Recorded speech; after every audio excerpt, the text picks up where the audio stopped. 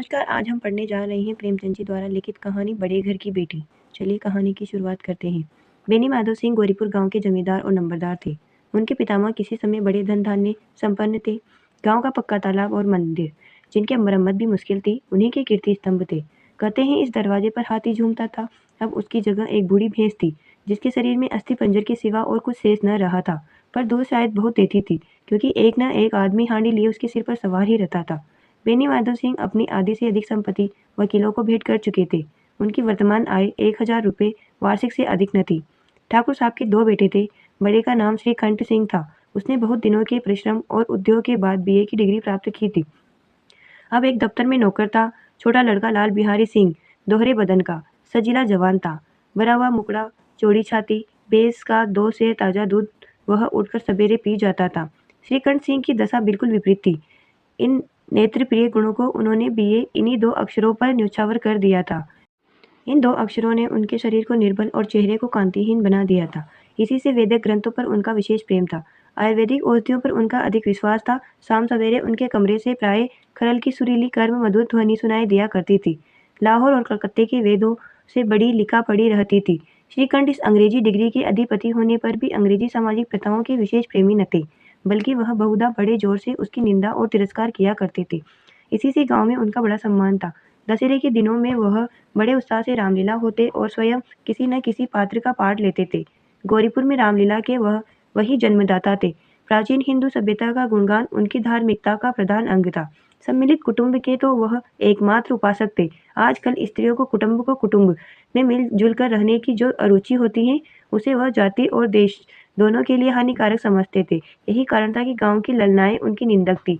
कोई तो उन्हें अपना शत्रु समझने में भी संकोच न करती थी। स्वयं उनकी पत्नी को ही इस विषय में उनसे विरोध था।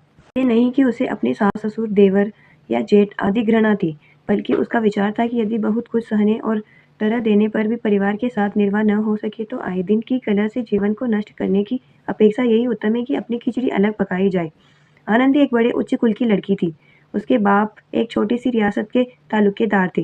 विशाल भवन, 1 हाथी, 3 कुत्ते, बाज, बहरी, सिकरे, झाड़, पानुस, आन रेरी, मजिस्ट्रेट और ऋण, जो एक प्रतिष्ठित तालुकेदार के भोग्य पदार्थ सभी यहाँ विद्यमान थे। नाम था भूप सिंह। बड़े उदार चित्त और प्रतिभाशाली पुरुष थे, पर दुर्भाग्य से लड़का एक भी न था। 7 लड़कियां और देवयोग से सबकी सब जीवित रही। पहली उमंग में तो उन्होंने 3 ब्याह दिल खोल कर किए, पर 15-20 हजार रुपये का कर्ज सिर पर हो गया तो आंखें खुली, हाथ समेट लिया। आनंदी छोटी लड़की थी। वह अपनी सभी बहनों से अधिक रूपवती और गुणवती थी।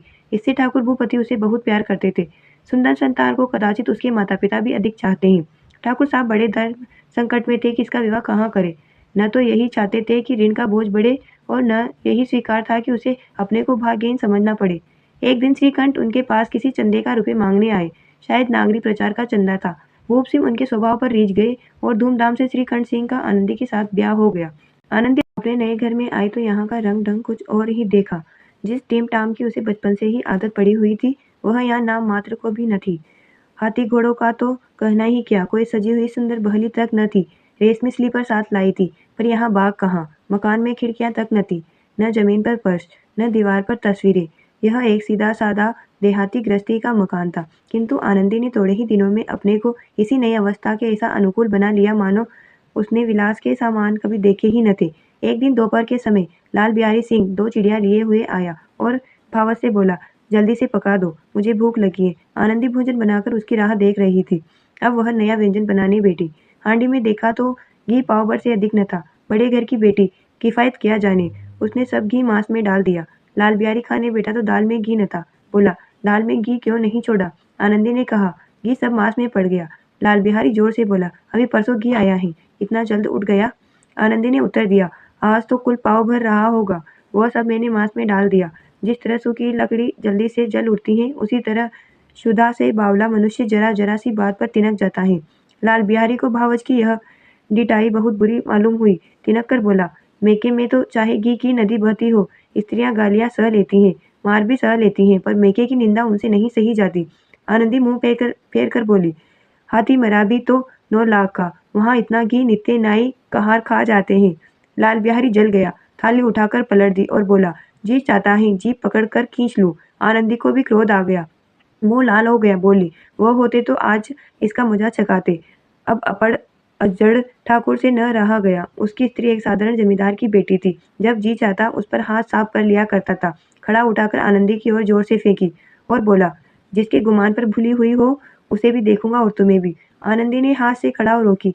सिर बच गया पर उंगली में बड़ी चोट आई। क्रोध के मारे हवा से हिलते पत्ते की भांति कांपते हुए अपने कमरे में आकर खड़ी हो गई। स्त्री का बल और साहस, मान और मर्यादा पति तक है। उसे अपने पति के ही बल और पुरुषत्व का घमंड होता है। आनंदी खून का घूंट पी कर रह गई। श्रीखंड सिंह शनिवार को घर आया करते थे। बृहस्पति को यह घटना हुई थी। 2 दिन तक आनंदी कोप भवन में रही। न कुछ खाया न पिया। उसकी बाट देखती रही। अंत में शनिवार को वह नियमानुकूल संध्या समय घर आए और बाहर बैठकर कुछ इधर उधर की बातें, कुछ देश काल संबंधी समाचार तथा कुछ नए मुकदमे आदि की चर्चा करने लगे।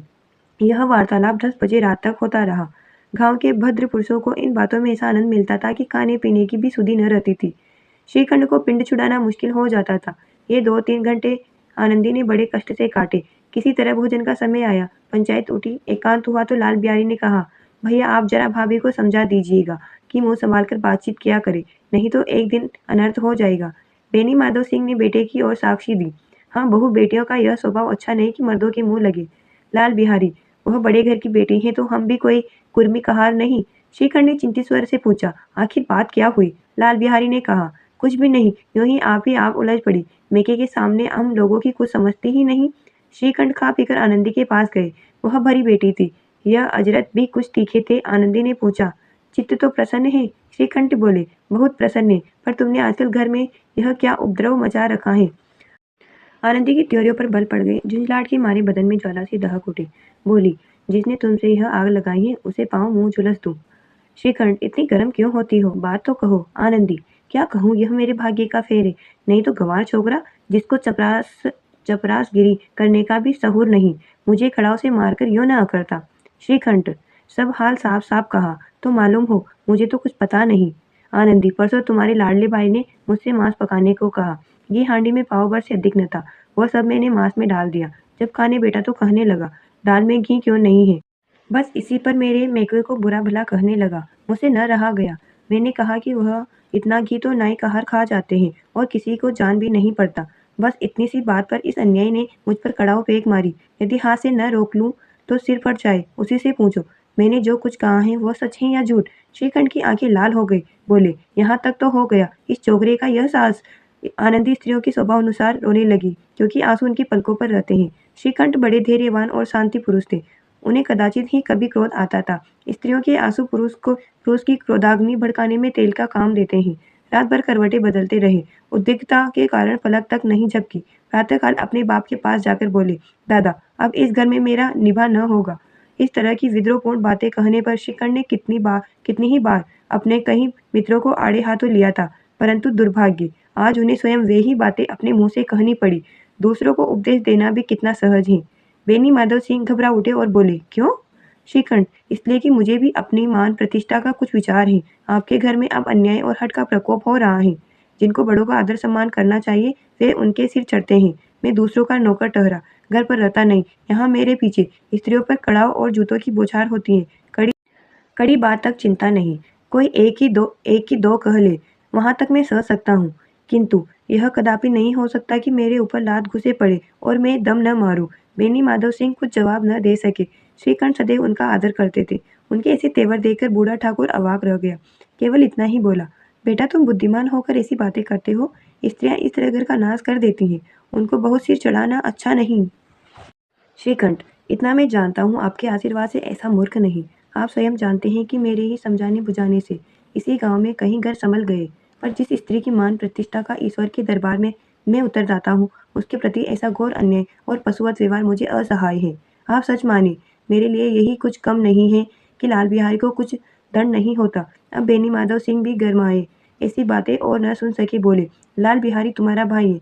उसे जब कभी भूल चूक हो उसके कान पकड़ो। लेकिन श्रीकंठ, लाल बिहारी को मैं अब अपना भाई नहीं समझता। बेनी माधव सिंह, स्त्री के पीछे? श्रीकंठ, जी नहीं, उसकी क्रूरता और अविवेक के कारण। दोनों कुछ देर चुप रहे। ठाकुर साहब लड़की का क्रोध शांत करना चाहते थे, लेकिन यह नहीं स्वीकार करना चाहते थे कि लाल बिहारी ने कोई अनुचित काम किया है। इसी बीच में गांव के और कहीं सज्जन उक्के चिलम के बहाने वहां आ बैठे। कई स्त्रियों ने जब यह सुना कि श्रीकंठ पत्नी के पीछे पिता से लड़ने को तैयार हैं, तो उन्हें बड़ा हर्ष हुआ। दोनों पक्षों की मधुर वाणियां सुनने के लिए उनकी आत्माएं तिलमिलाने लगी। गांव में कुछ ऐसे कुटिल मनुष्य भी थे जो इस कुल की नीतिपूर्ण गति पर मन ही मन जलते थे। वे कहा करते थे, श्रीकंठ अपने बाप से दबता है, इसलिए वह दब्बू है। उसने विद्या पढ़ी, इसलिए वह किताबों का कीड़ा है। बेनी माधव सिंह उसकी सलाह के बिना कोई काम नहीं करते, यह उनकी मूर्खता है। इन महानुभावों की शुभकामनाएं आज पूरी होती दिखाई दी। कोई हुक्का पीने के बहाने और कोई लगान की रसीद दिखाने आकर बैठ गया। बेनी माधव सिंह पुराने आदमी थे, इन भावों को ताड़ गए। उन्होंने निश्चय किया, चाहे कुछ ही क्यों न हो, इन द्रोहियों को ताली बजाने का अवसर न दूंगा। तुरंत कोमल शब्दों में बोले, बेटा, मैं तुमसे बाहर नहीं हूँ, तुम्हारा जो जी चाहे करो। अब तो लड़के से अपराध हो गया। इलाहाबाद का अनुभव रहित जल आया हुआ ग्रेजुएट इस बात को न समझ सका। उसे डिबेटिंग क्लब में अपनी बात पर अड़ने की आदत थी। इन अंतकंडों की उसे क्या खबर। बाप ने जिस मतलब से बात पलटी थी वह उसकी समझ में न आया। बोला, लाल बिहारी के साथ अब इस घर में नहीं रह सकता। बेनी माधव, बेटा, बुद्धिमान लोग मूर्खों की बात पर ध्यान नहीं देते। वे बेसमझ लड़का है, उससे जो कुछ भूल हुई है उसे तुम बड़े होकर क्षमा करो। श्रीकंठ, उसकी इस दुष्टता को मैं कदापि नहीं सह सकता। या तो वही घर में रहेगा या मैं ही। आपको यदि वह अधिक प्यारा है तो मुझे विदा कीजिए, मैं अपना भार आप संभाल लूंगा।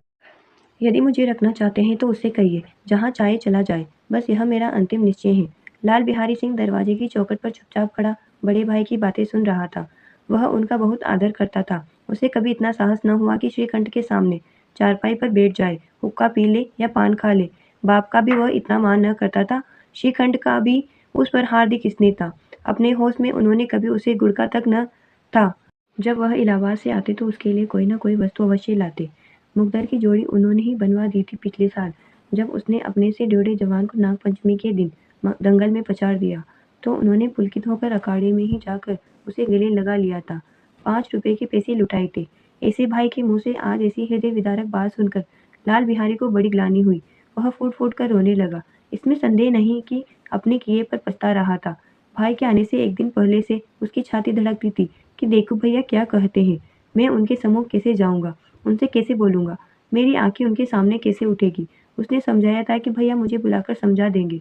इस आशा के विपरीत आज उसने उन्हें निर्दयता की मूर्ति बने हुए पाया। वह मूर्ख था, परंतु उसका मन कहता था कि भैया मेरे साथ अन्याय कर रहे हैं। यदि श्रीकंठ उसे अकेले में बुलाकर 2-4 बातें कह देते, इतना ही नहीं 2-4 तमाचे भी लगा देते, तो कदाचित उसे इतना दुख न होता। पर भाई का यह कहना कि अब मैं इसकी सूरत नहीं देखना चाहता, लाल बिहारी से सहा न गया। वह रोता हुआ घर आया। कोठारी में जाकर कपड़े पहने, आंखें पोंछी, जिसमें कोई यह न समझे कि रोता था। तब आनंदी के द्वार पर आकर बोला, भाभी, भैया ने निश्चय किया है कि वह मेरे साथ इस घर में न रहेंगे। अब वह मेरा मुंह नहीं देखना चाहते, इसलिए अब मैं जाता हूँ, उन्हें फिर मुंह न दिखाऊंगा। यह कहते हुए लाल बिहारी का गला भर आया। जिस समय लाल बिहारी सिंह सिर झुकाए आनंदी के द्वार पर खड़ा था, उसी समय श्रीकंठ सिंह भी आंखें लाल किए बाहर से आए।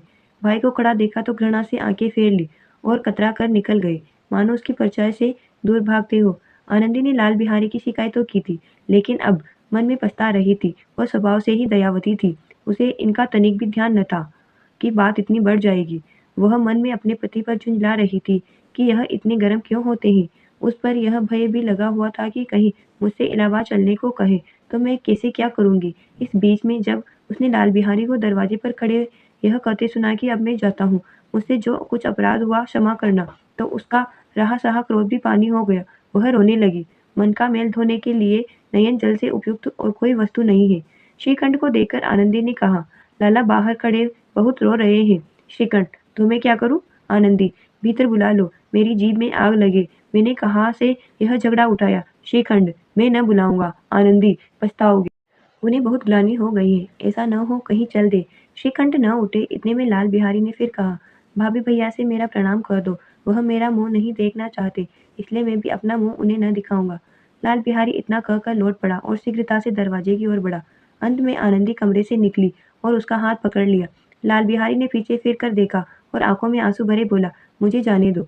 आनंदी, कहाँ जाते हो? लाल बिहारी, जहाँ कोई मेरा मुंह न देखे। आनंदी, मैं न जाने दूंगी। लाल बिहारी, मैं तुम लोगों के साथ रहने योग्य नहीं हूँ। आनंदी, तुम्हें मेरी सौगंध, अब एक पग भी आगे न बढ़ाना। लाल बिहारी, जब तक मुझे यह मालूम न हो जाए कि भैया का मन मेरी तरफ से साफ हो गया है, तब तक मैं इस घर में कदापि न रहूंगा। आनंदी, मैं ईश्वर को साक्षी देकर कहती हूँ कि तुम्हारी ओर से मेरे मन में तनिक भी मेल नहीं है। अब श्रीकंठ का हृदय भी पिघला। उन्होंने बाहर आकर लाल बिहारी को गले लगा लिया।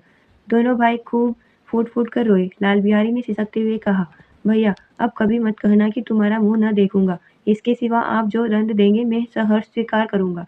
श्रीकंठ ने कांपते हुए स्वर में कहा, लल्लू इन बातों को बिल्कुल भूल जाओ। ईश्वर चाहेगा तो फिर ऐसा अवसर न आवेगा। बेनी माधव सिंह बाहर से आ रहे थे। दोनों भाइयों को गले मिलते देखकर आनंद से पुलकित हो गए। बोल उठे, बड़े घर की बेटियां ऐसी ही होती हैं, बिगड़ता हुआ काम बना लेती हैं। गांव में जिसने यह वृतांत सुना उसी ने इन शब्दों में आनंदी की उदारता को सराहा।